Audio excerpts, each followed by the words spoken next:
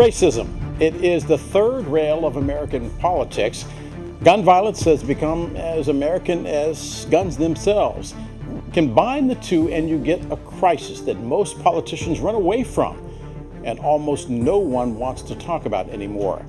If you doubt that statement, consider this. How many politicians did you hear today talking about what happened over the weekend in Jacksonville? Compare that to the national outrage at the Mother Emanuel Church in South Carolina, or even more recently, the deadly massacre at the Tree of Life Synagogue or the Tops supermarket.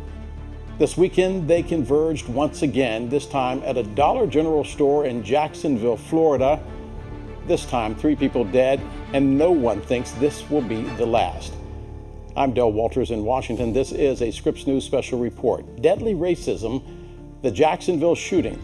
We're going to begin tonight with the sounds from the ground as yet another American city begins to respond to this latest travesty. This makes no sense. I am very, very angry right now. There's no question about it. He hated blacks, and I think he hated just about everyone that wasn't white. He made that very clear. The division has to stop. The hate has to stop. The rhetoric has to stop. It's hurtful because I thought racism was behind us, but evidently it's not. We can't let hate prevail, and it's on the rise. It's not diminishing. Florida, the state, and its people condemn the horrific racially motivated murders perpetrated by a deranged scumbag in Jacksonville at the Dollar General store. Those 3 people who lost their lives, that's not a game. That's the reality of what we're dealing with. Please let us stop viewing each other as pieces on a game board. And let us please start to see each other's humanity. 60 years ago, that's what the Reverend Dr. Martin Luther King asked for. Scripps News Justice correspondent Jamal Andrus is going to start our coverage tonight. He is in Jacksonville on the ground right now. And Jamal, give us a sense, if you can, of how this town, this city, is dealing with yet another, I guess it would be safe to say, American tragedy. Yeah, Del. Well, I just left a rally full of community members who are angry, they are sad, but they are not surprised by what has happened here in this community. Along with a long, contentious history around race, they say the rhetoric coming from the governor's office and elsewhere is stirring up division in this state and in this community.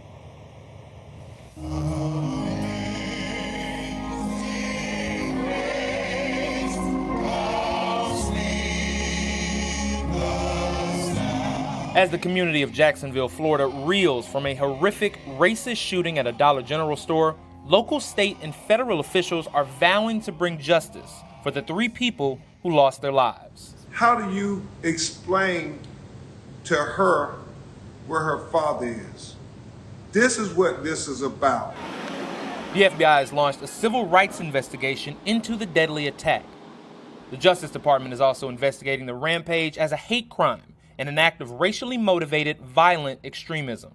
Plainly put, this shooting was racially motivated, and he hated black people. There's no place for hate in our community, and this is not Jacksonville. The 21-year-old gunman is accused of leaving racist writings and using racial slurs before the attack. Police say he entered the Dollar General just after 1 p.m. on Saturday, wearing a bulletproof vest, armed with a swastika-emblazoned assault rifle, shooting and killing 52-year-old Angela Michelle Carr, 19-year-old Anult Joseph Laguerre Jr., and 29-year-old Jared Gallion. The gunman then took his own life. Prior to the shooting, the gunman was turned away from the campus of a nearby HBCU, Edward Waters University, when he refused to identify himself to on-campus security. Jacksonville Sheriff T.K. Waters tells reporters authorities are committed to transparency, and they want the public to know exactly what happened that day. And amid the fresh sting of grief and fear, the community of Jacksonville begins to process the hate and tragedy unfolding at their doorsteps. It does shine a very bright light on what we're dealing with in our community, in our state, and in our country. And I think light is the best disinfectant.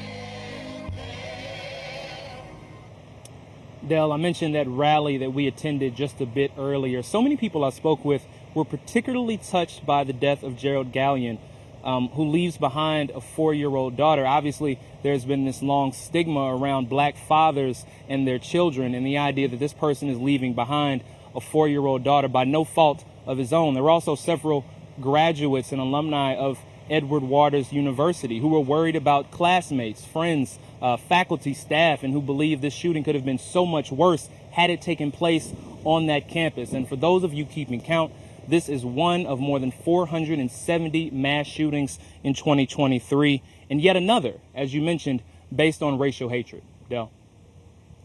Jamal Andrews for us live on the ground in Jacksonville, Florida. Jamal, thank you very much. We'll check back with you later. This is supposed to be a time of celebration, the sadness and frustration being felt in Jacksonville right now as we commemorate this milestone in the civil rights movement. The Reverend Dr. Martin Luther King Jr. delivering his watershed I Have a Dream speech 60 years ago today. President Biden actually planned to celebrate the occasion with members of the King family at the White House, but he could not. Instead, he said this weekend's shooting is a stark reminder that there is much, much more to be done, and this is not the first time he has uttered these remarks. We can't let hate prevail, and it's on the rise. It's not diminishing. Silence, I believe, as we've all said many times, silence is complicity. Joining me right now is civil rights attorney Ben Crump, and tonight he is representing the family of 52-year-old Angela Carr, just one of 3 innocent people who died over the weekend. Ben, first question to you, are you getting tired of having to represent all of these families for a problem that no one seems to be willing to solve? I'm very tired, Dale. It is heartbreaking that on the very day Martin Luther King delivered the I Have a Dream speech 60 years ago, that we would be holding a 4-year-old little girl, having to explain to her how people are still not being judged by the content of their character, but being killed because of the color of their skin. Ben, how is the Carr family doing tonight? Well, obviously they are overwhelmed with grief. They can't believe that this happened to their mother. She had 3 children. She had 14 grandchildren.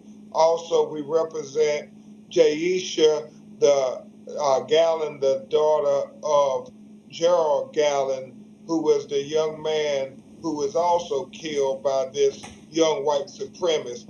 And their family is struggling. All these families are struggling. The community is struggling. And the question is, Dale, how many more before our leaders finally will take steps to lead and quit condoning white supremacy and start to pass common sense gun legislation that says if you have mental health issues, you should not be able to get a gun, especially not an assault weapon. Ben, we are way past the point of polite. If you say that leaders condone white supremacy, who? Well, obviously, you hear a lot of the conservative leadership here in the state of Florida talking about they're going to get rid of teaching of advanced placement African American history, saying that it has little to no value, saying we're going to get rid of everything with diversity, equity, and inclusion programs, saying that slavery, Dale, had positive benefits for our ancestors. So if that's not a dog whistle to white supremacy, I don't know what is. And literally, the blood is on every person's hands who condones this white supremacy versus condemning it. It's the same thing that happened with those 4 little girls who were killed after they bombed the church. You cannot condone white supremacy. You have to condemn it. Ben, Tim Scott of South Carolina worked with Cory Booker of New Jersey trying to do something in criminal justice reform. He was vocal on this. He's now running for president. Have you heard from anybody on either side of the aisle, Democratic or Republican, calling you up and saying, we have to fix this problem? We have not. The White House has called over and over again to try to encourage the Congress to send them a bill that would finally address, the police excessive use of force against people of color and marginalized Americans. But it seems to be a political stalemate. The politicians continue to put politics over people, and we have to look at tragedies like this that happened in Jacksonville over the weekend. And Dale, you may remember earlier this year in Buffalo, New York, at Tops Supermarket, you had another young white supremacist who, very similar to this tragedy, traveled a distance to find an enclave of black people to kill them. So, Ben, before I let you go, I got 30 seconds left, but I want to put the gauntlet down to you. You are one of the most successful civil rights attorneys in a generation. You're a Thurgood Marshall now, 60 years later. What is it about the Second Amendment that stops even you from suing the makers of these deadly weapons? And is there something legally that you can do in a courtroom to stop what we saw happen in a supermarket in Jacksonville? We have to be able to sue them, and the politicians have to quit kowtowing to the gun lobby and allow them to be sued and held accountable for all these mass murderers. Without these assault weapons, Dale, you would not see nearly the carnage that is caused by this racial hatred. So everybody has to do something. I include myself, Dale, the media. We all have to do this. How many more children have to lose their fathers and mothers to this gun violence because of racism? And I think you're right. I think that even journalists like myself have to start naming names and asking people to be accountable. Civil rights attorney Ben Crump. Ben, as always, thanks for being with us. Thank you, Dale. And our special coverage, by the way, of this weekend's violence in Jacksonville continues straight ahead. Why? Why did this gunman drive more than an hour from his own community to commit this crime? And was his first plan to attack a different target? We'll go in depth with the first black sheriff of Jacksonville, Florida, Nat Glover. He joins us live on the other side of this break. Stay with us.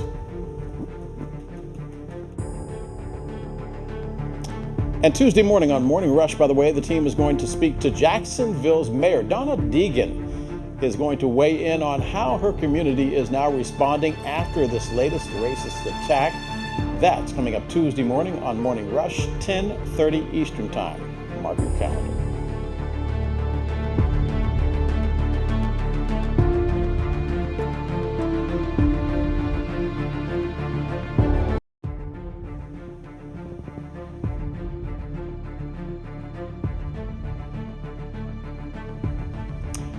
Welcome back. This time it is Jacksonville, Florida.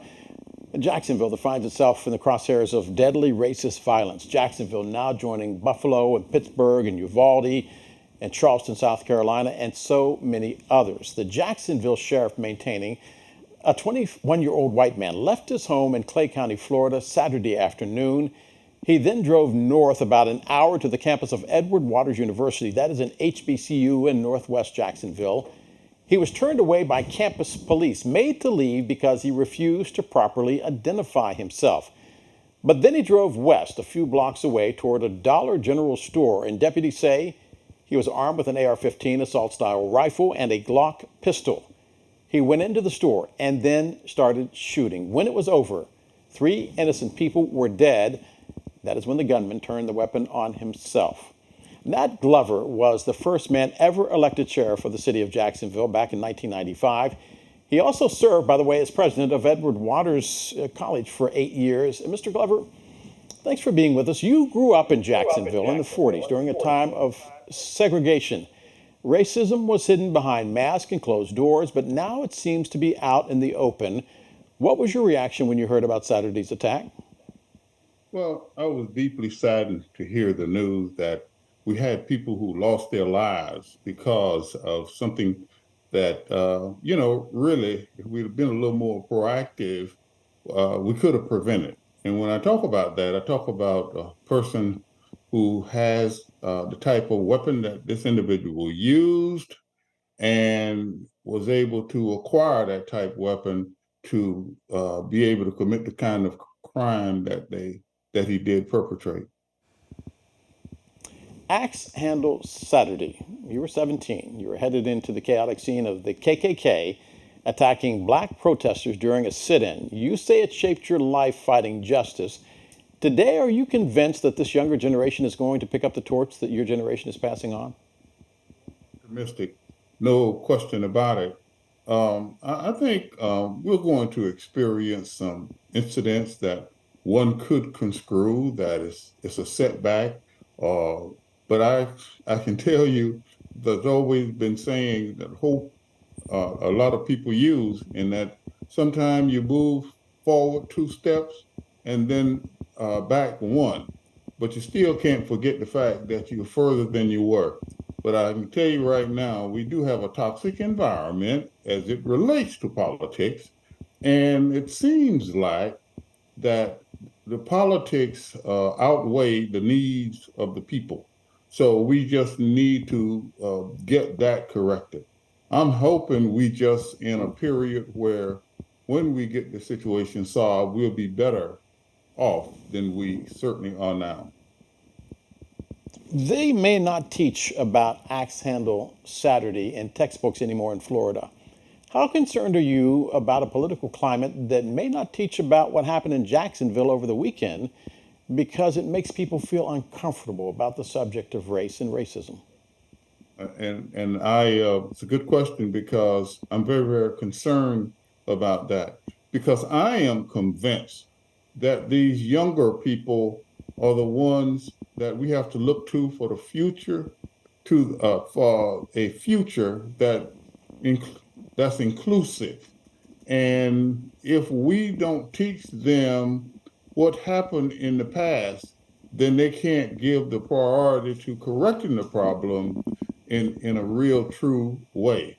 So I understand that one might consider that there might be some feelings hurt, but I think you undermine the integrity of the education process when you fail to teach, a valuable portion of history in our curriculums. Mr. Glover, when we look back at 60 years, I have a dream. One of the things that was necessary in order to achieve racial equality in this country was bold leadership coming out of Washington, D.C. Little black girls and little black boys in schools had to be escorted into their classes by the National Guard. Have we reached the point right now where the National Guard should be on a campus at a place like Edward Waters College to protect students from people who might harm them with an AR-15 because they can't run? Well, we have to do what's necessary to keep people safe. But I think that we can create an environment that's less toxic than the environment that we are operating in now, where the value of going on a campus and shooting it up, or a Dollar General store and shooting it up, will not have the appeal that it obviously have with certain groups of people in this country. I can tell you I've been somewhat surprised over the years to find out that we still have, a segment of our community, I'm talking our national community, that's still entertaining these kinds of thoughts. And I can tell you, this shooter, who had obviously some mental challenges, that comes to town and do something like, kill some people and then kill himself, I have to think that somebody has put in his head somehow the glamour in doing that. And I just think that we need to look into that. Nat Glover from Jacksonville. Nat, thank you very much for your time and also for your service. And thank you for having me. You got it. When we come back, the message from Jacksonville city leaders, not just the people who live there, but the message they want to deliver to the world. Plus my conversation with the owner of an iconic institution here in Washington, D.C., Ben's Chili Bowl. MLK dined there the night before the March on Washington. Tonight, 60 years later, Virginia Ali shares her thoughts on race in America and how much further we need to go to realize King's dream. Stay with us. Longer accept hate in our community. Our community is trying to heal and come together in unity and make sure we take care of those three families that were impacted by this attack. That is just one sense of what Jacksonville, Florida plans to do next. Councilwoman Jacoby Pittman talking to Morning Rush earlier today. In the city of 950,000 is now the latest city facing a deadly racist attack. On Tuesday, Jacksonville's Mayor Donna Deegan will join the show at 10:30 Eastern. She'll talk about her city's next steps following this latest tragedy. That is Tuesday on Morning Rush. Meanwhile, the Reverend Dr. Martin Luther King Jr.'s I Have a Dream speech delivered 60 years ago today. What has changed in this country since then and what has not? After the break, a candid conversation with a woman who has been on the front lines of the civil rights movement every step of the way.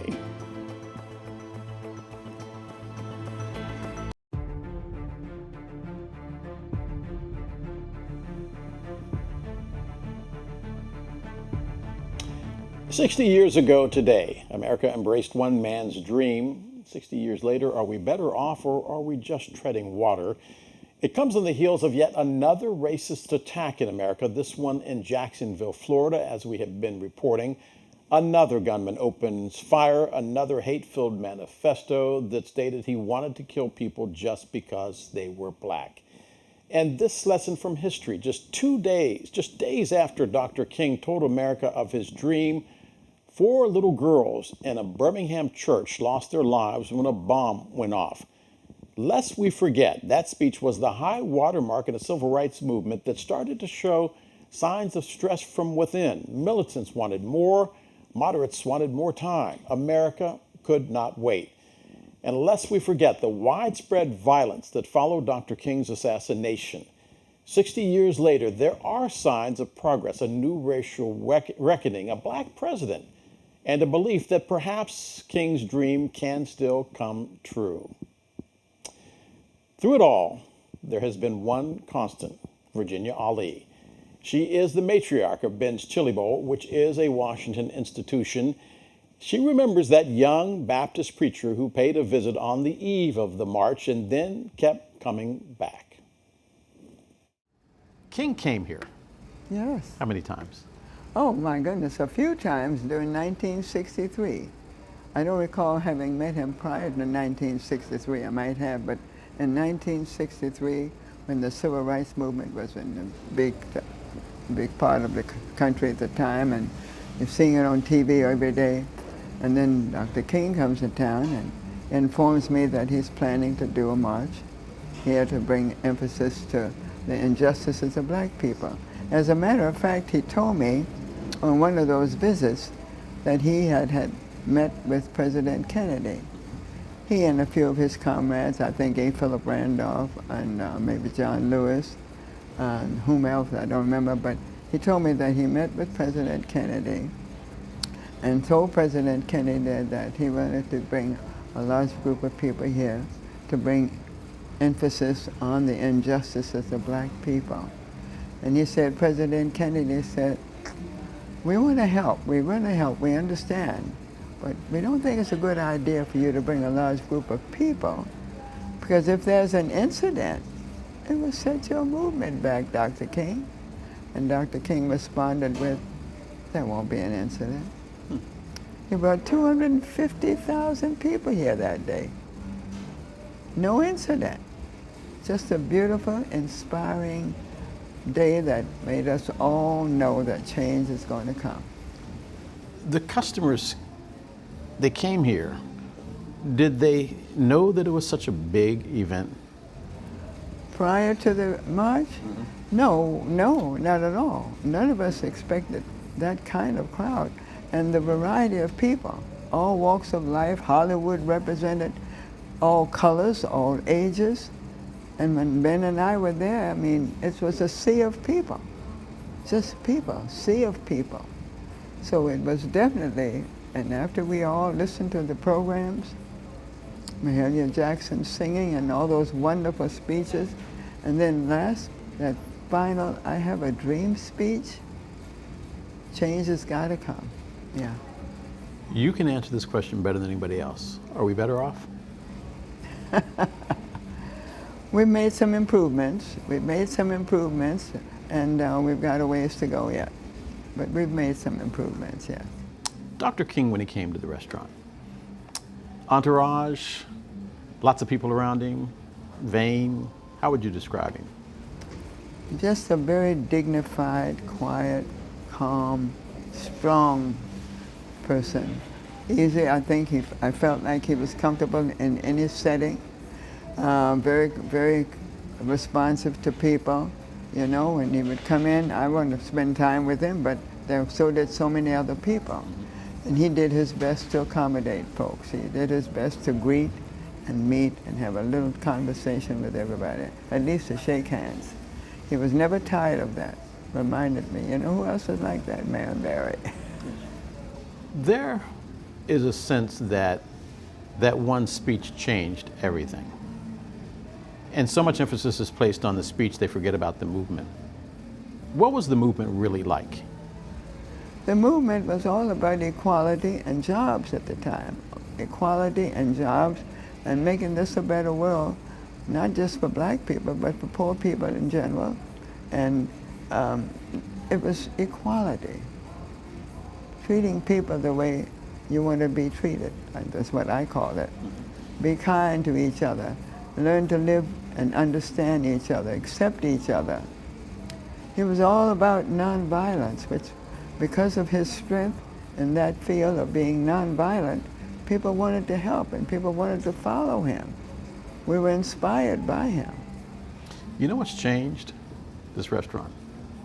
When I first started coming here, almost 40 years ago, everybody was black. Yeah. They're not anymore. Well, no, but if someone asked me, I had a reporter from, I don't remember where, which country, but he said to me one day, some time back now, what did it feel like when white people started to come? I said, well, white people would always come, not in the numbers we have today, because we were not the prejudiced one. We accepted everybody. I could go to the Howard Theater to see James Brown or Dick Gregory perform. There would be white people there as well. Dave Clark. Yeah. Dave thought he was black. Yeah. Did anybody tell him he wasn't? On his bicycle. Yeah, on his bicycle. Bernie's always been here. Bernie's always been here. And Children's Hospital was right behind us. Right. For a long time. When we opened, Children's Hospital was there. So we had the benefit of serving the doctors on staff, the nurses, the visiting people coming to bring their children, and they were from all walks of life and all colors. But today we have people coming from all over the world and all over the world. I have last week, 39 people from Taiwan. Isn't this kind of what he said at the end of the speech? All God's children, yes, black children and white children, standing up and singing the words of that old Negro spiritual, free at last. Isn't this kind of what happens in this restaurant every day? It's been happening in this restaurant from day one, 1958. Virginia Ali from Ben's Chili Bowl. Up next, Jacksonville is far from being the only American city to suffer from a racist shooting. Over the last 5 years, towns and cities and hamlets nationwide have seen people targeted for how they look or who they love or who they worship. After the break, how what happened this weekend in Jacksonville fits into a larger conversation about race and violence in this country. We'll ask a legislator, about what can be done Stay with us.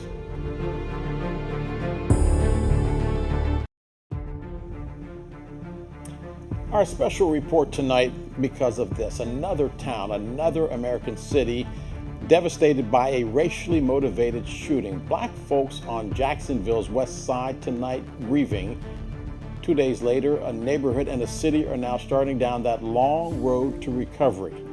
Welcome back to our special coverage of the Jacksonville shooting. This weekend's shooting, by the way, offers a stark reminder that when it comes to racist or racially motivated shootings, Jacksonville is far from being alone. In the past 5 years, several cities have fallen victim to similar tragedies. Pittsburgh in 2018, the synagogues there targeted. 2019, a Walmart in El Paso, Texas. That's when the shooter wanted to kill Latinos. March 2021, 3 spas in Atlanta attacked. 6 of the 8 people killed were of Asian descent. June 2021, a white supremacist killing 2 black people, a state trooper and an Air Force veteran, both dead. 2022, a white supremacist killing 10 inside a grocery store in a mostly black neighborhood in Buffalo, New York. And again, just this weekend in Jacksonville, Florida. If those numbers make you numb, consider this. No one we have talked to lately believes Jacksonville is where it is all going to stop. Our national correspondent Clayton Sandell has been looking into that simple question: why do we hate those who don't look like us, or pray like us, or love like we love? Clayton, what have you found? I know it is the impossible question that we have asked you to answer.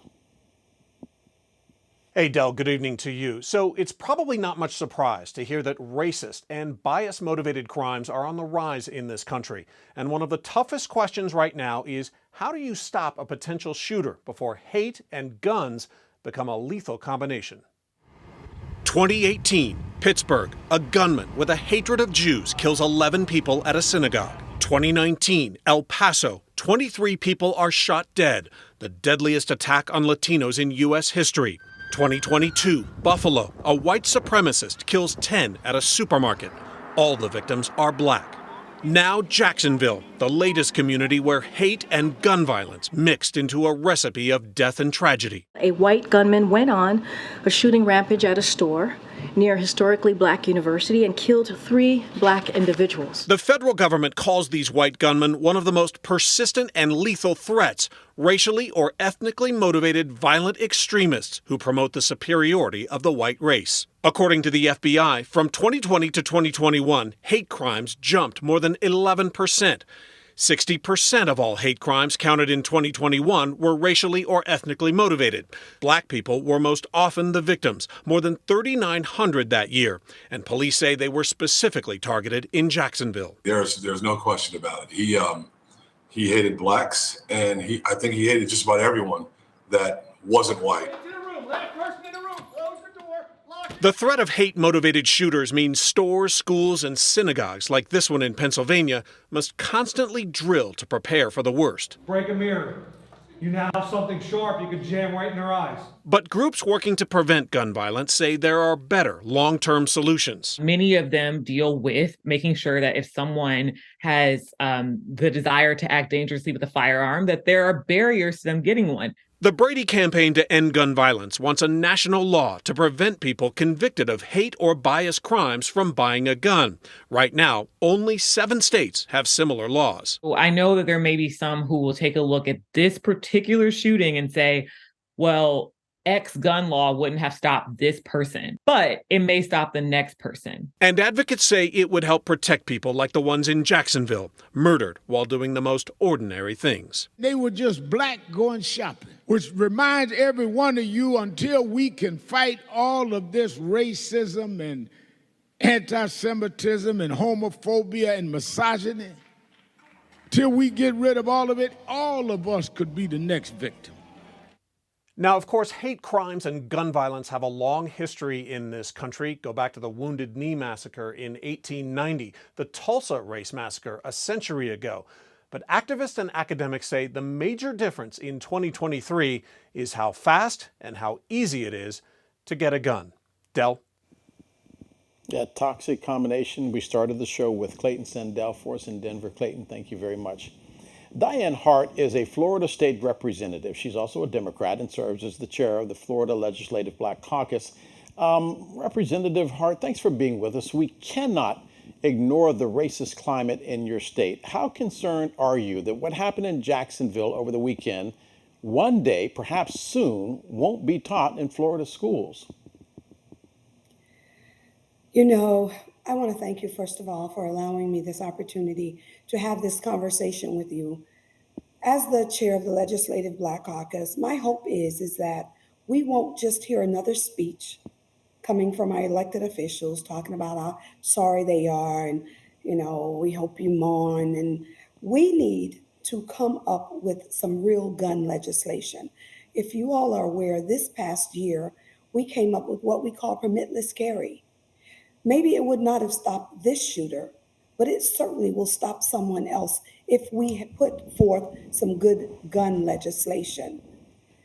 I am petrified that this very same thing will happen in my city. Let me stop you there, because I want to go back to Parkland, Florida, and that bold speech by Emma Gonzalez, where she basically pointed to everybody, not just legislators on either side of the aisle. She pointed to those of us in the media and said, "I call BS." And then she held that silence for 6 minutes and 49 seconds, because that's how long it took for the gunman to kill the people in Parkland, Florida. Legislators, if the government, if the president, if no one is willing to take on the National Rifle Association, the gun lobby, the people that make it impossible to stop firearms from being sold, because 60 years ago when we talked about Martin Luther King, cops carried a 38. The bad guys carried a 22. Right. Now the cops carry a Glock with a multi-round clip, and the bad guys carry an AR-15. It doesn't matter how much legislation we do around the edges. If we don't go for the center of this crisis, will anything change? No, nothing will change unless we really delve in and change legislation. We must do something about AR-15s. Those are not guns that are used every single day. Those are guns of war. And unless we do something to change that and not allow people to just be able to walk in anywhere and purchase an AR-15, nothing is going to change. We've got to put forth some real legislation between our governor, our House Speaker, our Senate President, and the legislature. As a Black Caucus chair, we are looking forward to having that conversation when we can get an audience with those individuals. But something's got to change. Ms. Hart, you are the chair of the Florida Legislative Black Caucus. Your governor is running for president. Have you heard from him? I'm sorry?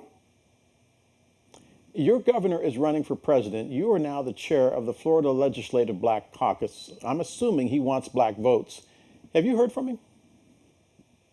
Oh, no. No, I've not heard from him. You sound almost... Why does that not surprise you? Well, if you consider the fact that the governor is trying to stamp out my history, would you expect him to reach out to the Legislative Black Caucus chair? One of the people who have been outspoken as it relates to the fact that you don't want me to talk about my history. You don't want me to talk about DEI. You don't want me to be able to talk about the word slavery. I would not expect for the governor to reach out to me, especially me. Maybe some Black legislators he might reach out to, but I don't anticipate him ever reaching out to me, asking for my support or a vote. Television is a pretty big bully pulpit. If he would happen to be listening or to catch a clip of this interview, what would you want to tell him? I would want to say to our governor that he must put forth some serious gun legislation. Florida cannot be controlled by the gun lobbyist. That is not representing the 22 million plus people here in the state of Florida when you cower to just a group of people. So the governor must do something, and he must do it now. If he expects to be president of these United States, and God forbid, with the rhetoric that he's putting forth, he is only waving the fire. You know, he's waving these flames, and he's actually making people more hateful. If you just look at the bills that we put forth this past legislative session, it tells you what we're doing here in Florida. State Representative Diane Hart, final question for you. Before I let you go, do you think anything's going to change? I've only got 10 seconds left. You know, I'm mighty afraid that no, nothing probably will change, not until we change what the landscape looks like in Tallahassee, when there are more Democrats than there are Republicans, or at least an equal number, with people with some real power that can make the changes. That's the only way I see a change coming about here in the state of Florida. I will remind people that George W. Bush also wanted gun control too. Diane Hart, State Representative. Ms. Hart, thanks for being with us. Thank you. Straight ahead, by the way, I'll be joined once again by our Justice correspondent Jamal Andrews, who is on the ground in Jacksonville. Our final thoughts as we continue to examine this latest tragedy in Florida. Where do we go from here? Stay with us.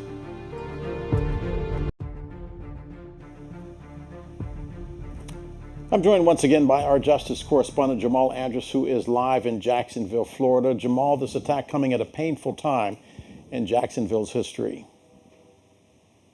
Yeah, Dale. You know, every place, every region, city, county has their own particular histories and things that resonate for them and maybe not for the rest of the country or even the rest of the state.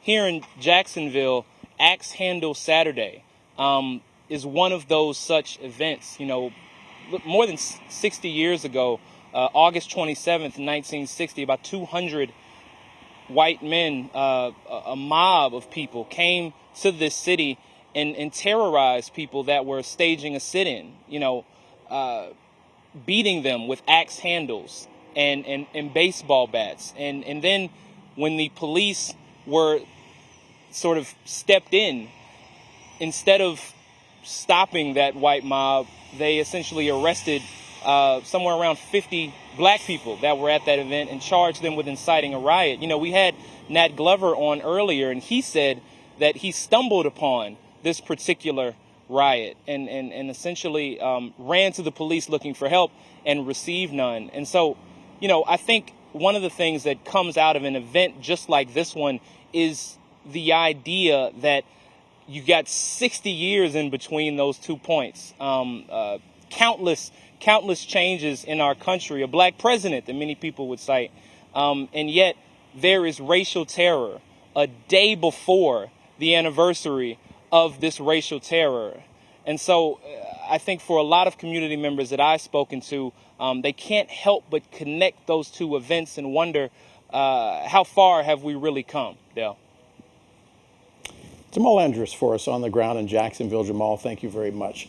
We began our broadcast by pointing out that racism and guns are the third rails in American politics, too hot to touch. But perhaps it is time that we actually grabbed hold of those rails. If not for us, lest we not forget our children who one day will ask, what did we do 60 years later? I'm Dale Walters in Washington. Thanks for watching this special Scripps News Report. You can find us anytime at scripsnews.com. Good night.